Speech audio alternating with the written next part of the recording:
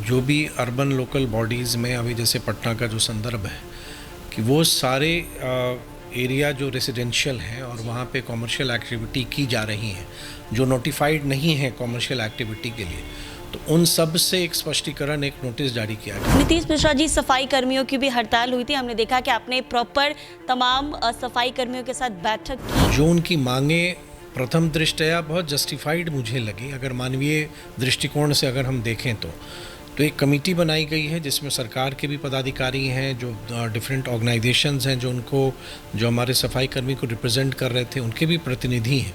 Committee का गठन कर लिया गया है। कमेटी के जो सुझाव आएंगे उस पर हम लोग को फिर निर्णय लेना है, चाहे वो विभाग स्तर पर हो या कुछ निर्णय में हमें मंत्री परिषद के पास जाना होगा। जी, आप आईटी मंत्री भी हैं, तो आईटी को लेकर आने वाले समय में बिहार में क्या कुछ बदलाव होंगे और बिहार वासियों को और बिहार के स्टूडेंट्स को क्या कुछ मिलेगा? एआई के संदर्भ में हम लोगों ने बहुत सारे एमओयूज़ भी हमने साइन किया, चाहे वो माइक्रोसॉफ्ट के साथ है या भी गूगल के साथ हम करने वाले हैं या भारत जीपीटी के साथ है। तो बहुत सारे ऐसे एमओयूज़ भी हुए हैं जो हम एआई के क्षेत्र में स्किलिंग पर भी हम काम करने जा रहे हैं।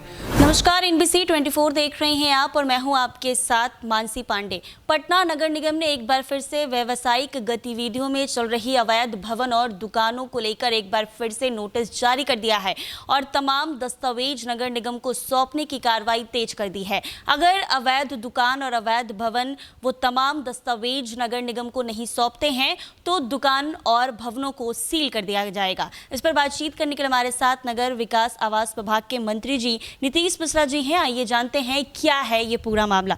जी सर, सबसे पहले आपसे यही जानना चाहूंगी कि ये जो कार्रवाई हो रही है ये क्या कार्रवाई है? देखिए, माननीय सर्वोच्च न्यायालय में एक पीआईएल के माध्यम से ये विषय चल रहा है और उसी में ऑनरेबल सुप्रीम कोर्ट के डायरेक्शन पे जो भी अर्बन लोकल बॉडीज़ में अभी जैसे पटना का जो संदर्भ है कि वो सारे एरिया जो रेसिडेंशियल हैं और वहाँ पे कॉमर्शियल एक्टिविटी की जा रही हैं जो नोटिफाइड नहीं है कॉमर्शियल एक्टिविटी के लिए, तो उन सब से एक स्पष्टीकरण, एक नोटिस जारी किया गया। और हमको लगता है एक बहुत बड़ी संख्या में नगर निगम ने माननीय सर्वोच्च न्यायालय के आदेश पर नोटिस इशू किए हैं।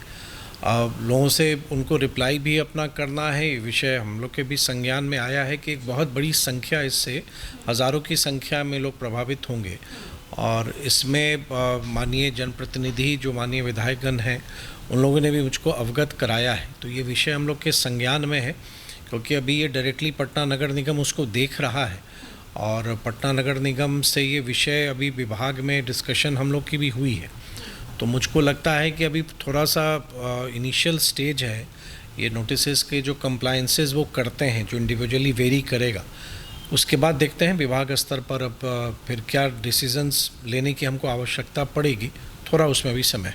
जी, नीतीश मिश्रा जी, सफाई कर्मियों की भी हड़ताल हुई थी, हमने देखा कि आपने प्रॉपर तमाम सफाई कर्मियों के साथ बैठक की और उनकी मांग को समझा और पूरा करने की कोशिश की थी। तो क्या जो निर्णय था उस बैठक में आपने सफाई कर्मियों के साथ बैठ कर लिया? देखिए, एक सबसे बड़ा निर्णय था कि एक कमेटी बनानी थी और कमेटी बनानी थी कि ताकि ये जो बार बार उनको ये आवश्यकता ना पड़े कि वो स्ट्राइक पड़ जाए।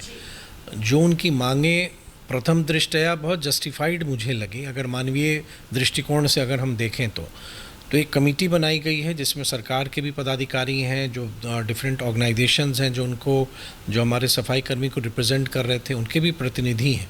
कमेटी का गठन कर लिया गया है। कमेटी के जो सुझाव आएंगे उस पर हम लोग को फिर निर्णय लेना है, चाहे वो विभाग स्तर पर हो या कुछ निर्णय में हमें मंत्री परिषद के पास जाना होगा।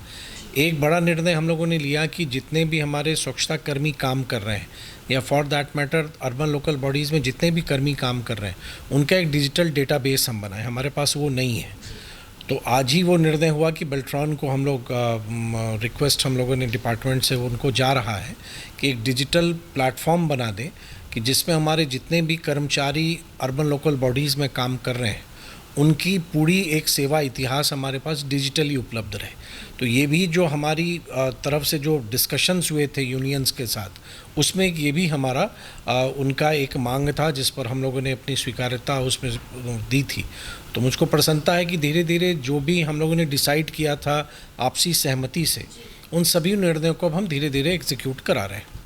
नीतीश मिश्रा जी, आप आईटी मंत्री भी हैं, तो आईटी को लेकर आने वाले समय में बिहार में क्या कुछ बदलाव होंगे और बिहार वासियों को और बिहार के स्टूडेंट्स को क्या कुछ मिलेगा? देखिए, एक सबसे बड़ी बात है कि आर्टिफिशियल इंटेलिजेंस तो एक ऐसा उसका इमर्जेंस हो रहा है, और सबसे बड़ा फ़ायदा ये है कि हम पहले डिजिटली, अगर आप विकसित राज्यों से बिहार को कंपेयर करें तो हम लोग काफ़ी पीछे थे, लेकिन एआई ने एक ऐसा प्लेटफॉर्म दे दिया है कि प्रायः सभी राज्य एक दूसरे के बराबरी पे खड़े हैं। हमारी खुद की एआई पॉलिसी भी अब आ रही है, और यही नहीं, एआई के संदर्भ में हम लोगों ने बहुत सारे एमओयूज़ भी हमने साइन किया, चाहे वो माइक्रोसॉफ्ट के साथ है या भी गूगल के साथ हम करने वाले हैं या भारत जीपीटी के साथ है। तो बहुत सारे ऐसे एमओयूज़ भी हुए हैं जो हम एआई के क्षेत्र में स्किलिंग पर भी हम काम करने जा रहे हैं। गवर्नमेंट डिपार्टमेंट्स में एआई का इस्तेमाल से हम अपने स्कीम्स को डिलीवरी हम कैसे थोड़ी पारदर्शिता के साथ कैसे हम और उसको व्यापक रूप से कम समय में हम पहुंचाएं, तो ये हमारी चेष्टा है और ये कोशिश है। साथ ही साथ निवेश आए, जो हमारी ग्लोबल कैपेबिलिटी सेंटर की पॉलिसी है या डेटा सेंटर की पॉलिसी है या सेमीकंडक्टर की है या आईटी नीति है, तो मुझको विश्वास है कि जिस ढंग से हम बिहार का प्रोजेक्शन हम लोगों ने करना प्रारंभ किया है, कुछ समय पूर्व हम लोग बेंगलुरु में गए थे एक इंटरैक्शन में, फिर हैदराबाद हम गए, अन्य शहरों में भी हम जाएंगे। तो एक बिहार की चर्चा जहां आईटी सेक्टर में नहीं होती थी कि बिहार में भी आईटी की संभावना है, तो उसमें हम बिहार को धीरे धीरे अब हम लोग ग्रेजुअली प्लेस कर पा रहे हैं। यानी आईटी हब बैंगलोर को माना जाता है, तो उसके स्तर पर बिहार को भी विकसित करने की पूरी तैयारी है। उस स्तर पर तो पहुंचने में अभी समय लगेगा, लेकिन कभी ना कभी बेंगलुरु हो या हैदराबाद हो, उन्होंने भी शुरुआत की थी। तो कभी जो उनकी शुरुआत हुई, तो आप माने कि अब हम भी उस ढंग से शुरू हुए हैं। और पर्टिकुलरली आर्टिफिशियल इंटेलिजेंस में तो अब कोई मैटर ही नहीं करता, क्योंकि लगभग सभी स्टेट्स इक्वल फुटिंग पे हैं।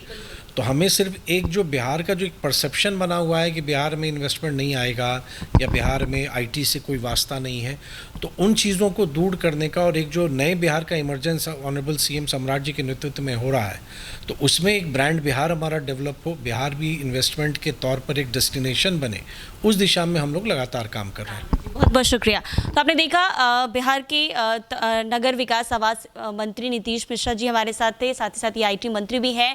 आईटी के क्षेत्र में बिहार के बदलाव के लिए कई सराहनीय काम किए जा रहे हैं, और ऐसे काम किए जा रहे हैं कि आने वाले वक्त में बिहार से भी आईटी के क्षेत्र में बिहार भी आगे बढ़े। इसके साथ ही नगर निगम के तरफ से जो अभी तमाम दुकानदारों और व्यावसायिक भवनों को नोटिस जारी किया गया है, तो अपील है लोगों से कि जितने भी तमाम दस्तावेज हैं वो नगर निगम में सबमिट कर दें, नहीं तो फिर दुकानों को सील करने की तैयारी जो है वो भी की जाएगी। ऐसे ही तमाम अपडेट्स के लिए बने रहे NBC 24 के साथ।